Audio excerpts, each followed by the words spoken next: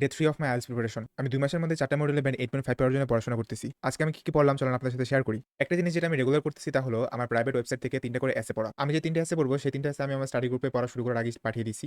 আজকে আমি যে ৩ টা এসে পড়ছি সেই ৩ টা এসে আপনাদের সাথে শেয়ার করতেছি। এই ৩ টা এসের আমি ব্যান্ড 8 এর কিছু স্যাম্পল আনসার আমি পড়েছিলাম এবং সেই স্যাম্পল আনসার পড়তে আমি এসেগুলোর মধ্যে যতগুলো আনফ্যামিলিয়ার ওয়ার্ড এবং ফ্রেজেস পাইছি সেগুলো আমি নোট ডাউন করে ফেলছি। আমার যেহেতু অলরেডি লিসেনিং এবং রিডিং এ 8, 8.5 এরকম একটা রেঞ্জ আছে। আমি মেইনলি টার্গেট করতেছি কিভাবে রাইটিং এবং স্পিকিং এ 8.5 এর মতো ব্যান্ড স্কোর উঠানো যায়। আমার স্টাডি গ্রুপে আমরা প্রায় ৮০ জন স্টুডেন্ট একসাথে পড়াশোনা করতেছি এবং সবারই টার্গেট একসাথে পড়াশোনা করে খুবই ভালো একটা ব্যান্ড স্কোর অ্যাচিভ করতে পারা। ২ টা আলাদা গ্রুপ করে দিয়েছি। একটাতে আমি পড়া দেই এবং অন্যটাতে তারা পড়া সেই সাবমিট করে। মাত্র ৳৫০০ জয়েনিং ফির মাধ্যমে আপনি খুবই স্ট্রং একটা কমিউনিটির সাথে এড হইতে পারেন। যাদের বাসায় বসে পড়া হয় না এবং যাদের একটা প্রপার গাইডলাইনের অভাব আছে তারা আসলে এখানে এড হইতে পারেন। এমন একটা পড়াশোনার এনভায়রনমেন্টে থাকতে আপনার অটোমেটিক পড়াশোনা হয়ে যাবে। এসএগুলো শেষ হওয়ার পর আমি চলে যাই স্পিকিং শ্যাডোইং প্র্যাকটিসের উপরে।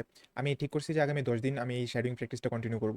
এটা পার্সোনালি আমাকে অনেক বেশি হেল্প করতেছে। তার পাশাপাশি আমি জিনিসটাকে অনেক বেশি এনজয় করতেছি। আমি একদম রিয়াল লাইফ ফিল করতে পারতেছি যে এই স্পিকিং এর শ্যাডোইং প্র্যাকটিসটা আমাকে কতটা যে হেল্প করতেছে। গতকালকে সারাদিন বাইরে থাকার কারণে পড়াশোনা করতে পারি নাই এন্ড আমি যে সবথেকে যেই জিনিসটাকে মিস করছি সেটা হচ্ছে এই শ্যাডোইং প্র্যাকটিসটাকে। আমি আপাতত এসে লিখব না। আমি আরো কয়েকদিন এসেগুলো পড়ব। আমার প্রাইভেট ওয়েবসাইটের মধ্যে ১০০ টা এসে আছে।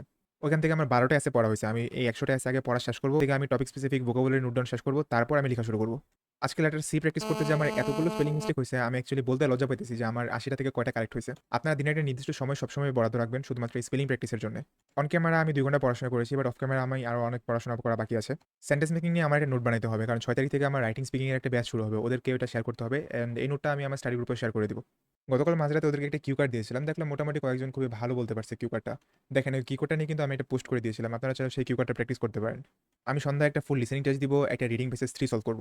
তার পাশাপাশি হয়তোবা আরো ০.৫ ঘন্টা বা ৪৫ মিনিট আমি শ্যাডোইং প্র্যাকটিসটা করব। আজকে যেহেতু শুক্রবার আমার রাতে কোনো ব্যাচের ক্লাস নাই। সো আমি আজকে রাতে একটু বেশি পড়াশোনা করব। তার পাশাপাশি হাতে কিছু রিসেন্ট এক্সামের প্রশ্ন আছে। এগুলোকে কম্পিউটার বেসড ফরম্যাটে কনভার্ট করে আমার প্রাইভেট পোর্টালে আপলোড করতে হবে। আজকের ভিডিও এতটুকু পর্যন্তই। আসসালামু আলাইকুম।